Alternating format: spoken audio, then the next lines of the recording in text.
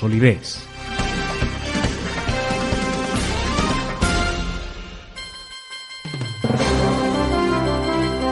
Doctor Jaime Castro, muy buenos días. Buen día, doctor Fernando. Aprovecho para felicitarlo y desearle suerte en la presidencia del Partido Centro Democrático. Bueno, ¿para qué insistimos en eso? Pero en fin, le agradezco muchísimo, doctor Castro. Mire una cosa, a las dificultades de orden jurídico que usted quería plantear ante el Senado de la República y que no lo dejaron porque estaban muy afanados. Darle a usted 10 o 15 o 20 minutos más era pues incurrir en un disparate logístico. A todos los temas que usted iba a plantear se le suma uno sobre lo que los colombianos quieren que usted les dé una explicación elemental.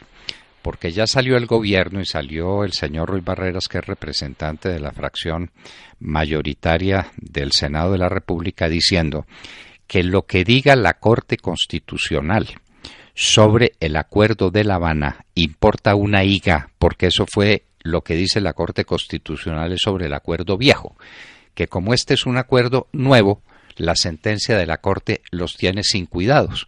Y entonces ahí sí los colombianos se quedan mudos y dicen, ¿esto cómo es? Y las sentencias de la Corte Constitucional, entonces, ¿para qué son y qué valen?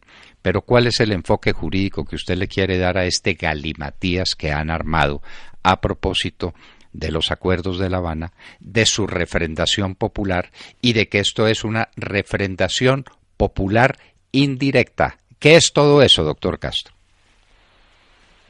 Doctor Fernando, no sería la primera vez que el gobierno y sus mayorías en el Congreso desacatan la decisión de la Corte Constitucional.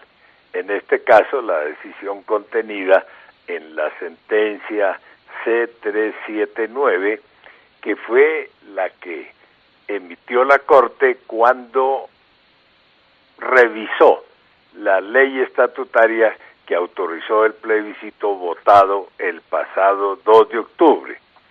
En esa sentencia, la Corte señaló unos temas que debían respetarse por el gobierno en la convocatoria que hiciera del plebiscito. Sin embargo, el gobierno y sus mayorías en el Congreso no acataron esa decisión judicial.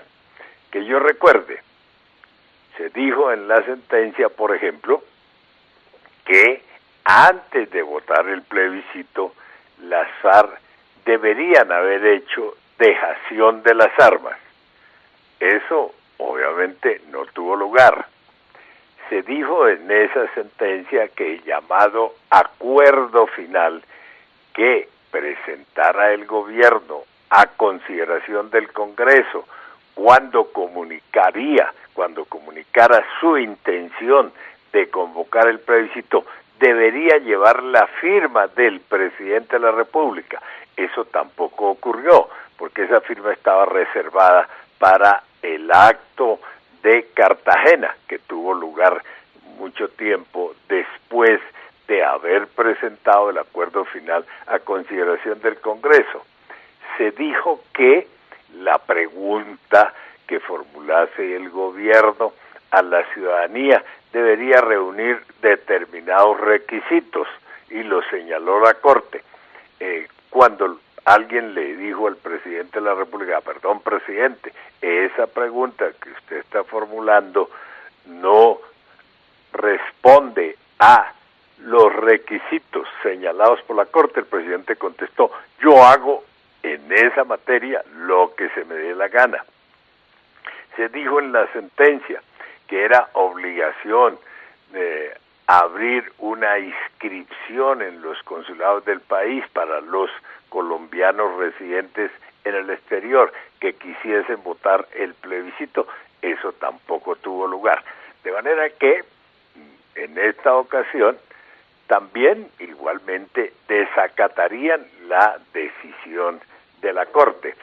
La Corte, no recuerdo exactamente los términos, en esa decisión recordó que si bien los congresistas representan al pueblo, no quiere decir que el pueblo haya transferido a ellos la soberanía de que son titulares, simplemente los habilita mediante la elección a que actúen a nombre del pueblo, pero el pueblo no se desprende, no transfiere, creo que es la palabra que utiliza, la soberanía de que es titular.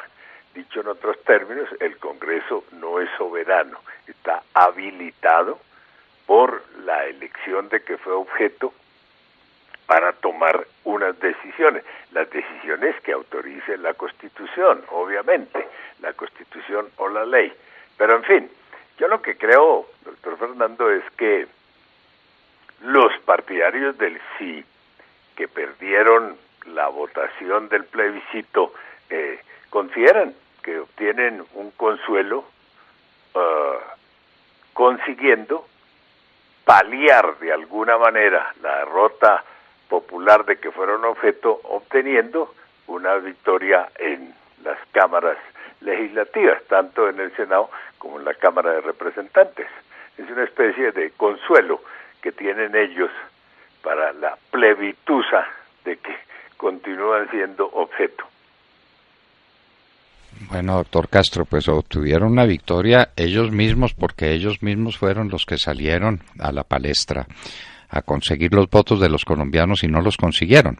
Entonces, como los colombianos los derrotaron el 2 de octubre, resolvieron declararse ganadores ellos mismos, los derrotados, en el recinto del Senado y en el recinto de la Cámara de Representantes.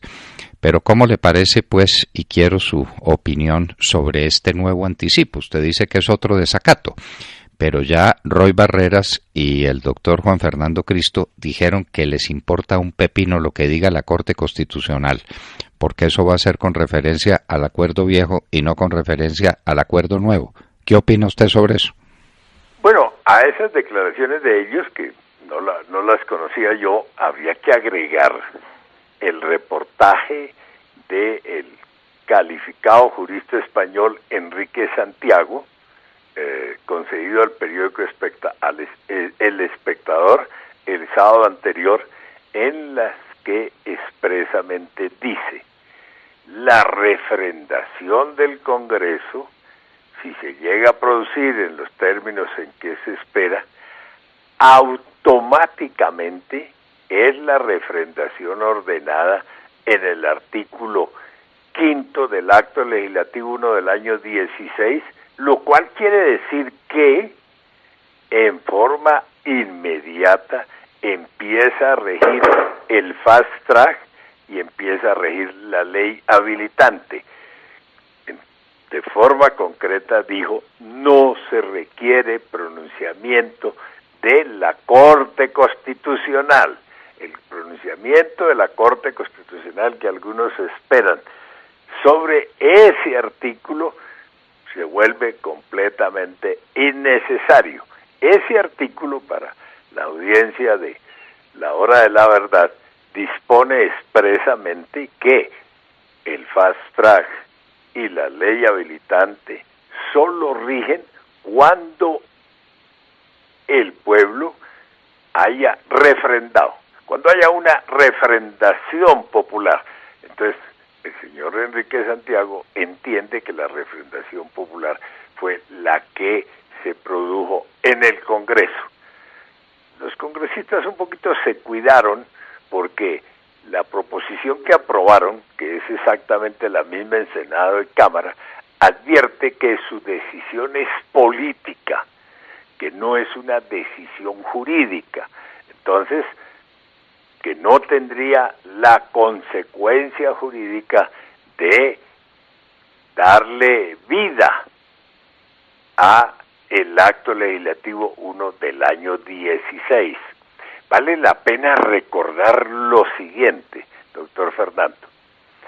Cuando estaban debatiendo en séptimo debate el proyecto de acto legislativo que se convirtió en el número 1 del año 16, el que tiene el fast track y la ley habilitante, en la Cámara de Representantes hubo una sesión larga de más de 7 horas. El acta tiene 220 páginas. Intervino el gobierno por conducto del doctor Juan Fernando Cristo, el ministro del Interior. Varios senadores se fueron a las reuniones de la Comisión Primera de la Cámara de Representantes y todos intervinieron en el mismo sentido para asegurar la votación que requerían, que era una votación calificada porque ya era la segunda vuelta. Algunos representantes, y en el Senado se había advertido también, el fast track y la ley habilitante pueden estar sustituyendo la Constitución. Y esto puede ser tumbado por la Corte Constitucional. Advertían los parlamentarios, yo no comparto ese punto de vista, pero no descartemos que haya quienes lo consideren así y que la propia Corte, siendo consecuente con decisiones anteriores suyas, en las que adoptó el principio de la sustitución de la Constitución para efectos de tumbar varios actos legislativos expedidos por el Congreso, aquí tenemos un problema. Entonces dijeron, no, digamos que esto solo rige cuando haya sido objeto de referendación popular, de manera que no nos van a decir que somos nosotros los congresistas los que sustituimos la Constitución, sino que será la ciudadanía misma, el pueblo, el constituyente primario, quien adoptó la decisión, y él sí tiene la facultad para sustituir la Constitución. Dígale a uno de sus periodistas, doctor Fernando, que localice esa acta, y en términos expresos, todos, repito, el ministro Cristo, el senador Roy Barreras, el senador Armando Benedetti, que se habían ido a la Comisión Primera de la Cámara a convencer a sus compañeros de Congreso de que aprobaran ese acto legislativo, todos dijeron expresamente, el artículo 5 que estamos pidiendo incorporar garantiza que si hay sustitución de la Constitución, no fue hecha por el Congreso, fue hecha por el pueblo, por la ciudadanía en las urnas, actuando como constituyente primario. Esa fue la voz del gobierno, voz sin duda alguna autorizada, y voz de la mayoría parlamentaria que aprobó ese artículo 5. Hoy desconocen lo que dijeron, no hace mucho tiempo, porque fue este mismo año, eso es tal vez el mes de fines de mayo, principios de junio, cuando están dándole el 7º debate, y eso fue aprobado por el Senado, igualmente. De manera que la historia de ese artículo expresamente señala que la refrendación popular, es la expresión que utiliza, si no recuerdo mal, ese artículo 5, la refrendación popular es la refrendación del pueblo, de la ciudadanía, utilizaban las palabras pueblo y ciudadanía, expresada en las urnas. Castro, eso es apasionante y vamos a buscar exacta, porque es un elemento fundamental, un elemento de juicio fundamental, para conocer la intención y el alcance que el mismo gobierno y que la mayoría le estaba dando a esta refrendación popular, para convertirla en la refrendación popular indirecta de la que ahora hablan. Y permítame pedirle en un minuto que me dé su opinión sobre un tema que a mí me tiene aquí asombrado y pues muy molesto, porque voy a tener que reunir a todos mis alumnos para decirles que les devuelvo el tiempo que me dieron siendo mis alumnos. Esa diferencia entre lo político y lo jurídico, porque estamos hablando en términos políticos y no jurídicos, es que la política está por fuera del derecho. ¿La política es entonces el reino de qué? ¿De la barbarie? La política no está sujeta al derecho, el derecho no tiene en primer lugar que regir la política. ¿O de qué estamos hablando, doctor Castro? Doctor Fernando, en la reunión que usted convoque de sus exalumnos, le pido el favor de que me invite a esa reunión. Yo concurriré complacido. A ver, los parlamentarios, por lo menos los senadores, aunque los representantes estaban un poco en la misma tónica, tenían algunas reservas frente a la proposición que estaban discutiendo, que estaban debatiendo, porque muchas personas habían dicho pueden ser objeto de investigación disciplinaria, pueden ser objeto de demandas de pérdida de la investidura, inclusive de acciones de carácter penal, porque a juicio de algunos los parlamentarios estarían incurriendo en prevaricato. Yo creo que esos temores que tenían los parlamentarios, el gobierno logró que desaparecieran con dos cosas.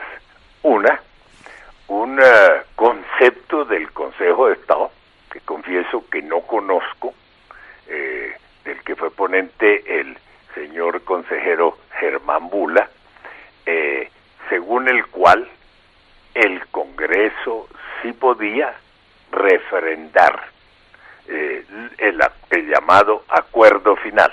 Uno tiene derecho de preguntarse, el Consejo de Estado, según la Constitución, es cuerpo consultivo del gobierno en la sala correspondiente, en temas de administración.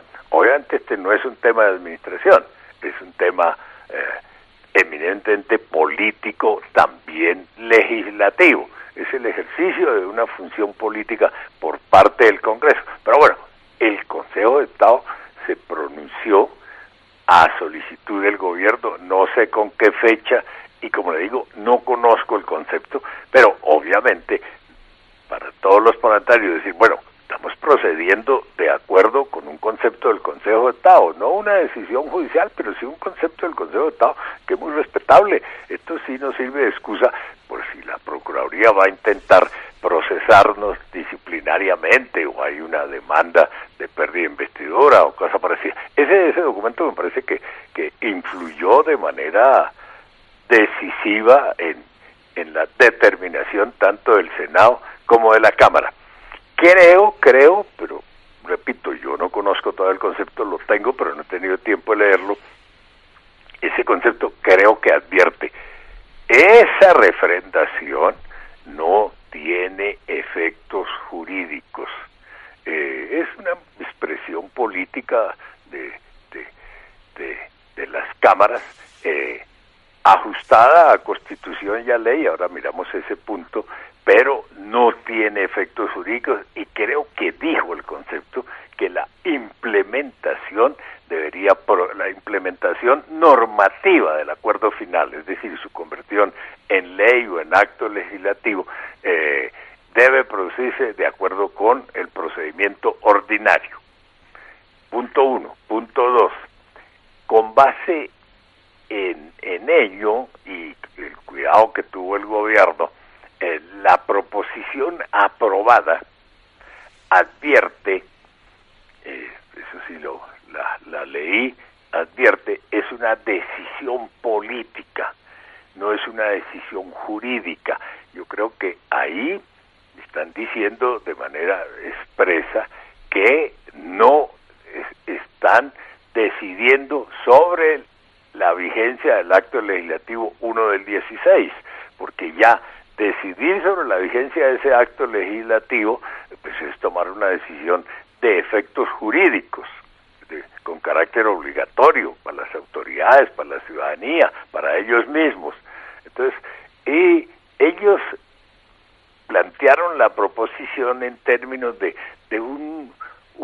unos debates que están previstos en la Constitución, en la Ley Quinta, perdón, no están en la Constitución, en la Ley Quinta están previstos como unos debates que no son propiamente los de control político, serían como previos a la moción de censura, a la solicitud de moción de censura. Son unos debates un poco extraños que poco lugar tienen en el Congreso. Yo por lo menos no recordaba que existieran en la ley. Unos debates en que se le pide al gobierno que dé explicaciones sobre un determinado tema, que explique una política pública.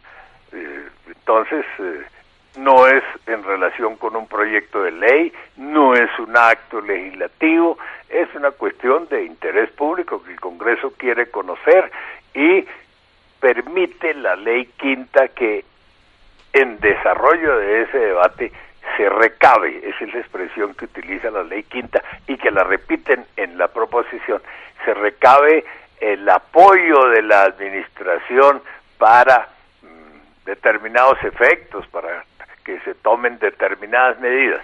Entonces, ese es el peso, el fundamento jurídico doble que tienen los congresistas para haber tomado la decisión que tomaron.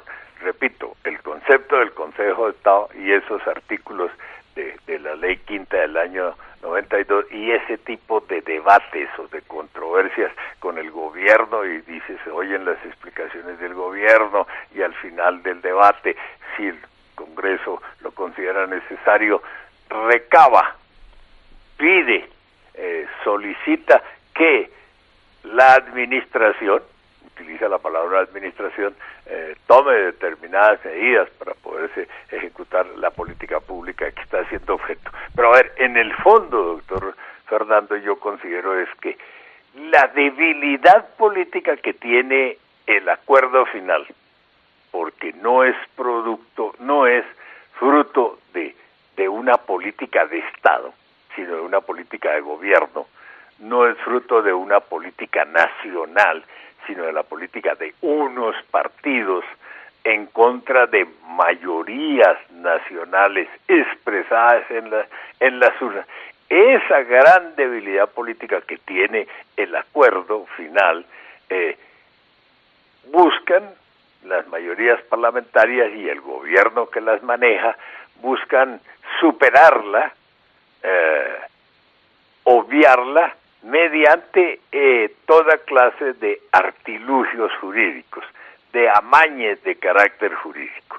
Yo creo que en el fondo lo que hay es eso, repito, una gran debilidad política del acuerdo final, porque no es una política nacional, porque no es producto de una política de Estado. Quieren remediarla, quieren superarla, subsanarla, a través de expedientes jurídicos que no están hechos para esos efectos, y como no están hechos para esos efectos, producen todos estos enredos que conducen aún más a la ilegitimidad del sistema político. Eso no hay duda, que sectores de opinión cada día mayores dicen, bueno, pero perdón, todos queremos la paz, todos queremos que las FARC se desmovilicen, que renuncien a su condición de organización rebelde, ni más faltaba que no, que dejen de ser una organización terrorista, que no se financien con el narcotráfico. Ese es el mayor logro del proceso de paz, todos lo queremos, pero no tienen para lograrlo que desconocer, violar valores y principios fundamentales de lo que es un Estado de Derecho, de lo que es una institucionalidad democrática, de lo que es el respeto a las reglas de juego, de lo que es el gobierno de leyes. Pero ellos entran en esos atajos, para ver si a través de ellos logran, repito, superar la debilidad política del acuerdo final. Qué bien hubiera hecho el Senado de la República escuchando al doctor Jaime Castro. Estos son temas sustantivos para la vida de la nación, son temas esenciales. Lo que está haciendo ahora el Congreso de la República, en nuestro parecer, es dando un golpe de Estado contra el pueblo soberano, que según el artículo 3 de la Constitución es allá donde reside la soberanía nacional, en el pueblo y no en otra parte. Entonces le están poniendo a esto los 14 millones de votos que obtuvo el Congreso para elegir un Congreso, pero no para darle unas facultades que no están en la ley ni en la Constitución. Jaime Castro, exministro, exalcalde y exconstituyente, y uno de los primeros juristas que tiene el país en materia constitucional y de derecho político, estaba con nosotros en la hora de la verdad. Doctor Jaime Castro, muchísimas gracias. Doctor Fernando, no soy jurista y mucho menos de los primeros juristas.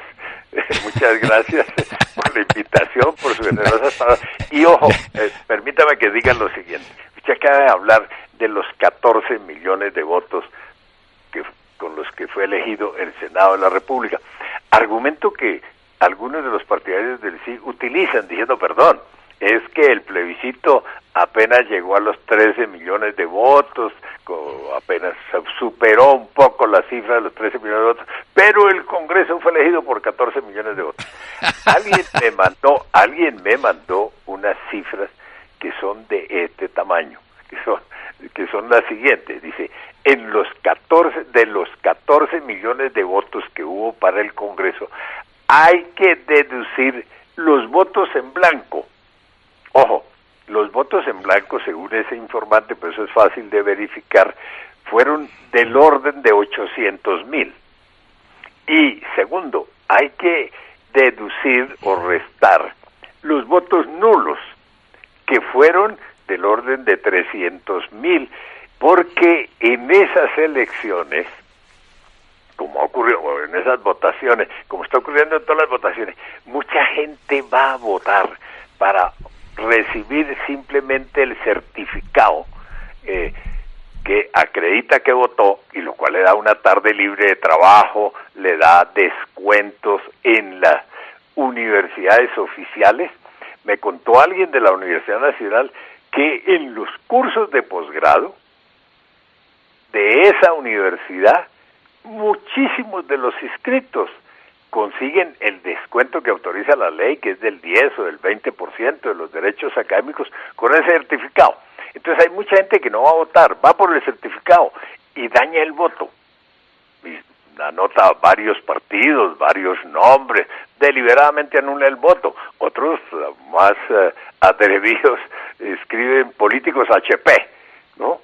Dañan el voto, van por el certificado. Entonces, según mi informante, votos válidos por el Congreso fueron menos de 13 millones.